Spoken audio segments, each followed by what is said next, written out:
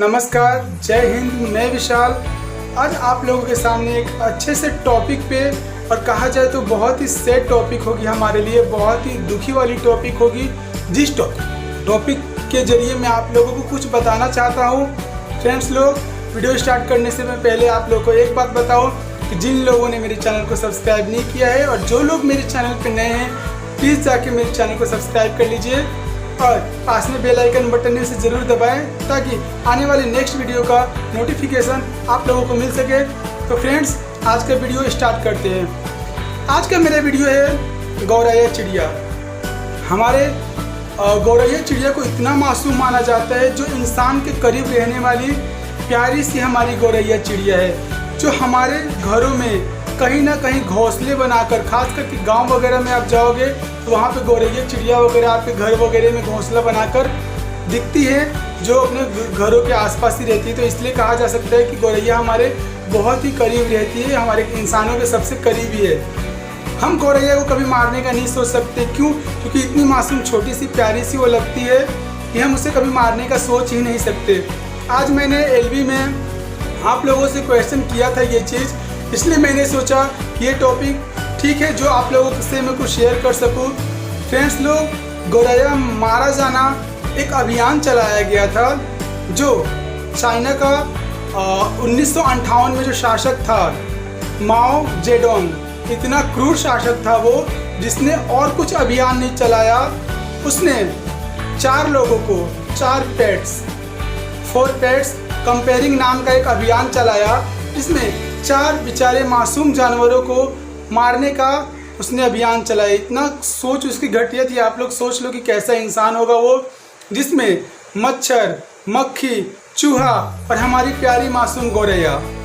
कहीं ना कहीं फ्रेंड्स लोग, अगर आप सोचोगे तो मच्छर, मक्खी और चूहे का मारने का कोई ना कोई मकसद हो सकता है, क्योंकि इनसे हैजा, फलेरियम और ये सब काफ़ी सारी बीमारियां आई, लेकिन गौरैया से आज तक कोई कभी बीमारी नहीं हुई है। तो पता नहीं क्यों उसने गौरैया को मारने का ये अभियान चलाया। पूछे जाने पर उसने ये जवाब दिया कि गौरैया हमारे जितने भी किसान लोग हैं उनके मेहनत पे पानी फेर देती है और उनके अनाजों को खा जाती है। ये कोई मतलब ही नहीं निकलता जो उसने जवाब दिया था। फ्रेंड्स लोग, गौरैया हमारे किसान का मेहनत खा जाती है, उसने ऐसा जवाब दिया था, बहुत ही गलत ढंग से। उसके अभियान चलाए जाने पे बहुत सारे लोगों ने गौरैया को मारा।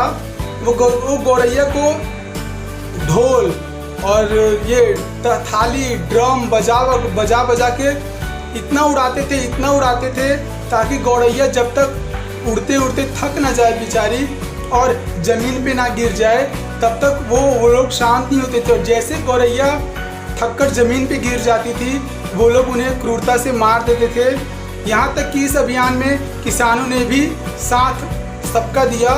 वहाँ के क्रांतिकारी लोग जो थे, मतलब सैन्य दल के लोग थे, जैसे कि अपने कुछ बोल सकते कि आर्मी हो वगैरह वाले जो भी हैं सैन्य दल के लोग, वो लोग जाते थे गांव वगैरह में और लोगों को जागृत करते थे कि हाँ स्पैरो मारो, मच्छर चूस मारो। खास करके उन लोगों ने स्पैरो पे, मतलब कि जो हमारी प्यारी गौरैया है उस पर उन लोगों ने ध्यान दिया, क्योंकि चूहे, मच्छर और ये सब मक्खियाँ ऐसी चीज़ें, ये सब जो कहीं ना कहीं छुप जाते हैं और इनको पकड़ना बहुत ही मुश्किल चीज़ है। लेकिन जो गौरैया होती है, मैंने आप लोग को पहले ही बोला था कि इंसान के बहुत ही करीब होती है। सबसे ज़्यादा नुकसान गौरैया को हुआ, क्योंकि वो बेचारी कहाँ भाग के जा सकती थी, उनके लिए कोई जगह नहीं था भागने के लिए। तो इंसानों के करीब सबसे ज़्यादा वही पकड़ी गई और उन लोगों को मारा गया।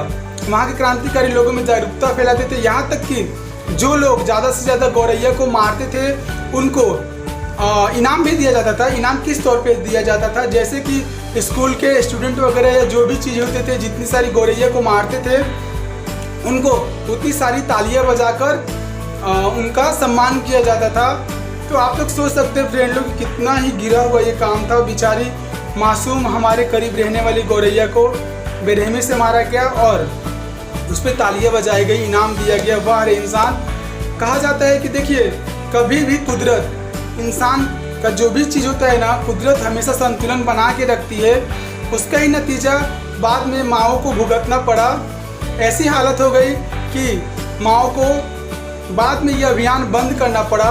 2 साल के अंदर ही 1960 आते आते ही चीन ने ऐसी भुखमरी की हालत हो गई थी, जो स्पैरो गौरैया मारने का अभियान उसको बंद करना पड़ा। जितने सारे आपको पता ही होगा कि गौरैया चिड़िया सिर्फ अनाज ही नहीं खाती हैं, वो कीटों को भी खाती हैं। उसके तहत में गौरैया तो ख़त्म हो गई थी चीन से। उसके बाद क्या हुआ कि जितने सारे कीट पतंगे जो भी और जीव जंतु थे वो धान और गेहूं जैसे बड़ी बड़ी फसलों पे लगने शुरू हो गए और उन्होंने बहुत सारी फसलों को नुकसान कर दिया। तभी जाके माओ को समझ में आया कि जो मैंने कुदरत के साथ छेड़छाड़ किया, क्योंकि आपको पता है कि हमारा कुदरत ऐसा है कि हमारे कुदरत में शेर, चीता, भालू कोई भी ऐसी चीज़ है वो एक संतुलन को बनाए रखने के लिए कहीं ना कहीं फ़ायदे कारक होती है। किसी से संतुलन बना रहता है, चाहे वो इंसान हो या कोई भी जानवर हो। सिर्फ ऐसी नहीं कि इंसान की आबादी बढ़ेगी तो नुकसानदेह नहीं है, इंसान की आबादी भी कहीं ना कहीं नुकसानदेह है, तो कुदरत उसको बराबर करता है। बाद में बहुत बड़ा नतीजा चीन को भुगतना पड़ा, लेकिन बहुत देर हो चुकी थी, जिसकी तहत 2.5 करोड़ लोगों ने, चीन के 2.5 करोड़ लोग इस अभियान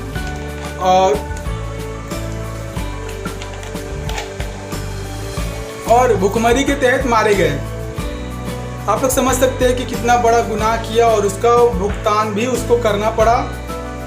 इस तरह से मैं फ्रेंड आप लोग को एक और चीज़ का सलाह देना चाहता हूँ कि गौरैया चाहे कोई भी चिड़िया हो, कोई भी पंछी हो, थोड़ा सा अनाज खाता है, तो अगर आप लोगों से हो सके तो प्लीज़ अपने छत पे या घर के आंगन में थोड़ा सा अनाज, चाहे वो ज्वार हो या बाजरी हो या कोई भी अनाज हो, गेहूं हो, प्लीज़ आप लोग रख दिया कीजिए।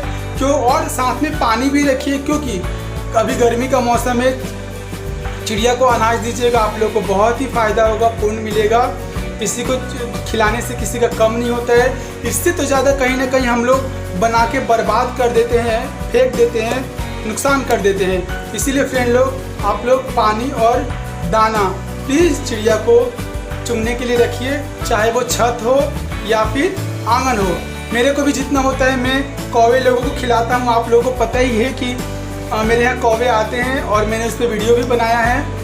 फ्रेंड्स लोग, आई होप कि मेरा ये वीडियो आप लोग को अच्छा लगा हो तो प्लीज़ लाइक, सब्सक्राइब और शेयर करना ना भूलें।